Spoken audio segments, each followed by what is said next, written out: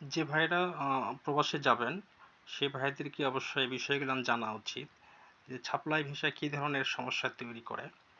Supply visa প্রবাসীদের জন্য আসলে বেশ কিছু ঝুঁকি তৈরি করে। তো এই ধরনের ভিসার অধীনে প্রবাসী শ্রমিকদেরকে তাদের কাজের পরিবেশ, বেতন এবং অন্যান্য যে সুযোগ সুবিধাগুলো সম্পর্কে এগুলো আগে থেকে নেওয়া উচিত। এছাড়াও সাপ্লাই ভিসার অধীনে প্রবাসী শ্রমিকদের তাদের কাজের পরিবেশ সম্পর্কে অভিযোগ সম্পর্কে বা জানতে বা তাদের অধিকার রক্ষার জন্য আইনি যে পদক্ষেপটা নেওয়া হয় সাপ্লাই কোম্পানি সেটা থেকেও বাধাগ্রস্ত করে। তো আসলে এই বিষয়গুলো নিয়ে জেনে যাওয়াটা উচিত।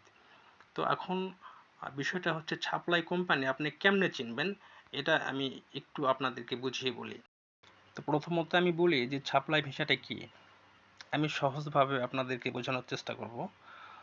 তো সাপ্লাই ভিসা হচ্ছে এমন একটি ভিসা যা কোনো ব্যক্তিকে একটি নির্দিষ্ট কোনো কোম্পানির কাজের জন্য বা একটি নির্দিষ্ট কোনো কোম্পানির জন্য সেই ভিসাগুলো ইস্যু করা হয় না, বরং একজন মধ্যস্থতাকারী কোম্পানির মাধ্যমে অন্য কোনো কোম্পানির কাজের জন্য সে ভিসাগুলো ইস্যু করা হয়। প্রবাসী শ্রমিকদেরকে গ্রাহক কোম্পানিতে কাজের জন্য সে ভিসাগুলো সরবরাহ করে। আমি আরেকটু খুলে বলি বিষয়টা। গ্রাহক কোম্পানি বা মধ্যস্থতাকারী কোম্পানি এটা কি? মধ্যস্থতাকারী কোম্পানি হচ্ছে বাংলাদেশের কিছু এজেন্ট সৌদি আরবে কিছু পার্সোনাল লোক রাখা থাকে।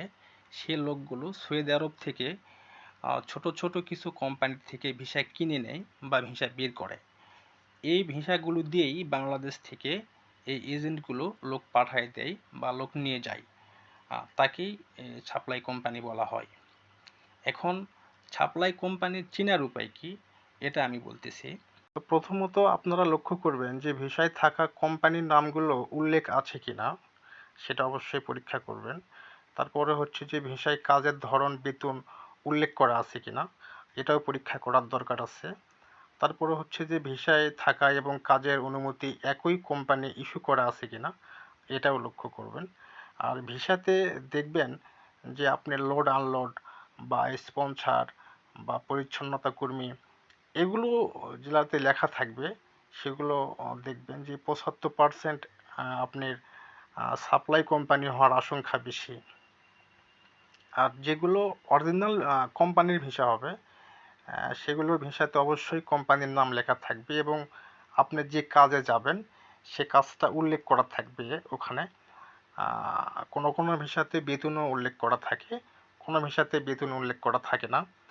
তো বিশেষ করে যেগুলো ভিসাতে এগুলো লেখা থাকবে স্পন্সর বা পরিচ্ছন্নতা কর্মী বা লোড আনলোড, অবশ্যই এই ভিসাগুলো চেক করবেন এবং যে কোম্পানিগুলোর নাম ভিসাতে লেখা থাকবে এর নামগুলো গুগলে সার্চ দিবেন।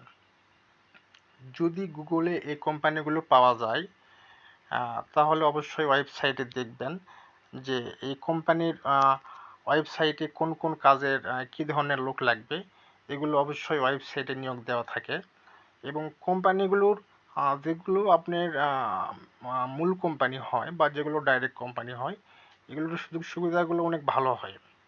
এখান থেকে যাওয়ার পরে আপনি ওই কোম্পানিতে 2 বছর কাজ করতে পারবেন। প্রথমত 6 মাসের আকামা করে দেয়, সেটাও আপনি পাবেন। তারপরে হচ্ছে যে আপনি 2 বছর পর যখন ছুটিতে আসবেন, আসার পরে আপনাকে ফ্লাইট ভাড়ার টাকা তারা দিয়ে দিবে। বাট আপনি যে 2 মাস দেশে থাকবেন সে 2 মাসের ছুটি থাকার পরও দেখা যাবে যে আপনাদেরকে হয়তো বেতনের টাকা দিয়ে দিচ্ছে। বাট আরও অনেক সুযোগ সুবিধাগুলো আছে। দেখা যাচ্ছে যে ডাইরেক্ট কোম্পানিতে যাওয়ার পরে আপনার 2 মাস কাজ হচ্ছে না, আপনি বসে আছেন, তারপরেও কিন্তু আপনি বেতন পাচ্ছেন। আর যখন আপনি সাপ্লাইতে যাবেন তখন কিন্তু এই সুবিধাটা হবে না। তখন আপনি যেখানে কাজ করতেছেন বেতন পাচ্ছেন, কাজের কোনটা ওখানে শেষ, 2 মাস বসে আছেন, ওই 2 মাস কিন্তু আপনি বেতন পাবেন না।